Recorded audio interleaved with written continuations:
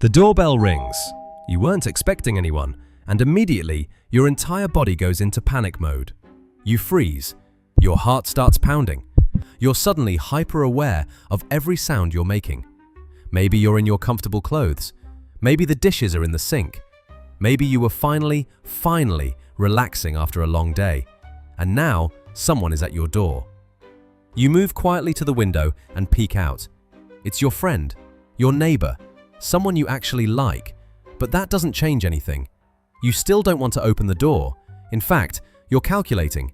If you stay completely silent, will they think you're not home? How long until they leave? Did they see your car in the driveway?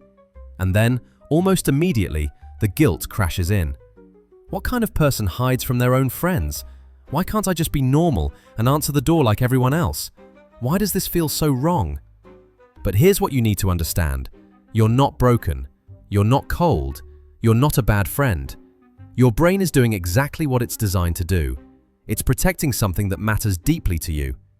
Today, we're going to explore the psychology of people who hate having guests over. Not people who are shy or antisocial, not people who hate everyone. Just people for whom having someone in their home, even someone they love, feels like an invasion. And if that's you, everything you're feeling makes complete sense. Let's understand it. Your home is a recharge station, not a social venue. Here's the fundamental difference that most people don't understand. For some people, home is neutral space. It's where they sleep and keep their stuff. They can socialize there or anywhere else. It doesn't matter. But for you, home is not neutral. Home is where you recover from the world. Every interaction you have during the day takes energy. You're managing your expressions, reading social cues, staying alert. And your home is the one place where you get to stop doing all of that. It's not just physical rest, it's psychological rest. So, when someone shows up unannounced, they're not just asking for your time, they're invading the one space where you're supposed to be safe from social demands. Your brain doesn't register this as a friendly visit. It registers it as a threat to your recovery process. The fight-or-flight response to social intrusion. When that doorbell rings unexpectedly, your nervous system activates. This is the same biological response that happens when you're in actual danger. Your amygdala, the part of your brain responsible for detecting threats, doesn't distinguish between physical danger and psychological intrusion. Here's why this doesn't happen to everyone.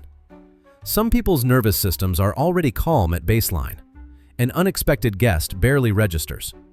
But if your nervous system is sensitive, if your battery is already drained from the day, an unexpected guest isn't just inconvenient. It's activating a threat response. People who don't experience this will never understand why you can't just answer the door. Because for them, a visitor is neutral, maybe even pleasant. But for you, it's a violation of the boundary that keeps you functioning. Territorial psychology is real. This is where people misunderstand themselves. Humans are territorial animals. We don't think of ourselves this way because we're civilized. But on a primal level, your home is your territory. When you invite someone into your home, you're making a choice. You're prepared. You're ready to engage. But when someone shows up unannounced, that choice is taken from you. You're forced into host mode without consent. Your brain experiences this as a loss of control, and loss of control feels unsafe. This is why even seeing someone you love standing at your door uninvited can make you feel trapped. It's not about them. It's about the loss of your agency in your own territory. The performance pressure. Here's something people don't talk about enough. When someone is in your home, you can't just exist. You have to perform. You're scanning the space. Is it clean enough? Is there a weird smell you've gotten used to but they'll notice? You're managing their comfort. Do they need something to drink? Are they bored? This is exhausting.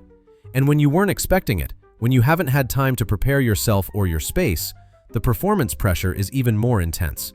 You feel exposed, vulnerable, like you've been caught off guard. For people who don't experience this, having someone over is easy, no big deal. But for you, it's work, real work. And when it's unexpected, it's work you didn't agree to do. The guilt loop.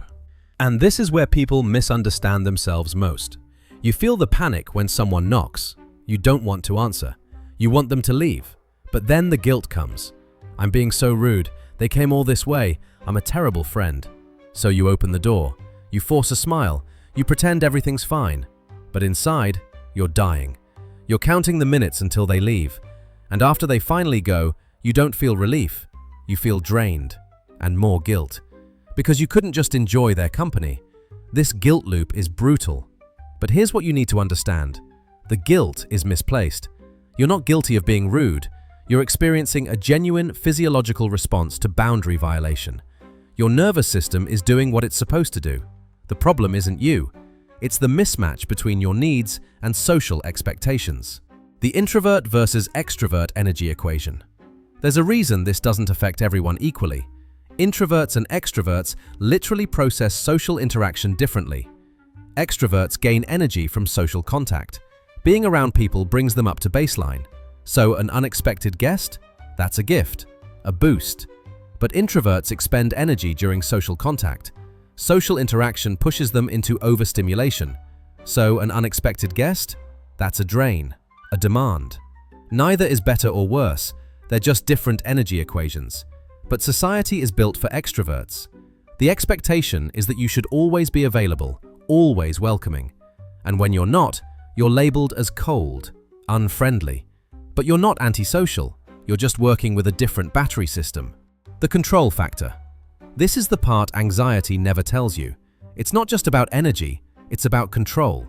When you know someone is coming over, you can prepare, you can plan, you can make sure you're in the right headspace.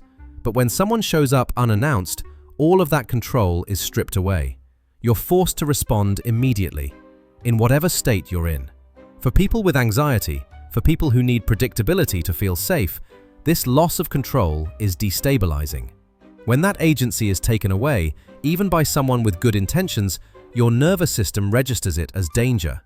So here's what's really happening when someone shows up at your door. Your home isn't just a place, it's your recharge station, your sanctuary, your territory.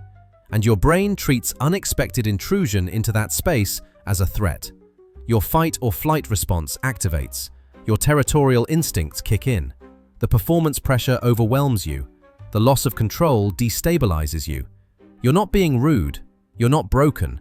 You're an introvert operating in an extrovert world. You're someone with a different energy equation, trying to meet expectations designed for someone else. And when you force yourself to override your instincts, you're building resentment that quietly erodes your relationships. None of this makes you a bad person. It makes you someone whose nervous system works differently. And once you understand that, you can stop feeling guilty for what your body is trying to tell you. Now, I'm curious. When someone shows up at your door unannounced, what's your first reaction? Is it panic, anger, or the urge to hide? Let me know in the comments. You're not alone in this. And if you appreciate insights that help you understand why you are the way you are, consider subscribing. We explore a lot more of these psychological patterns. Thanks for being here.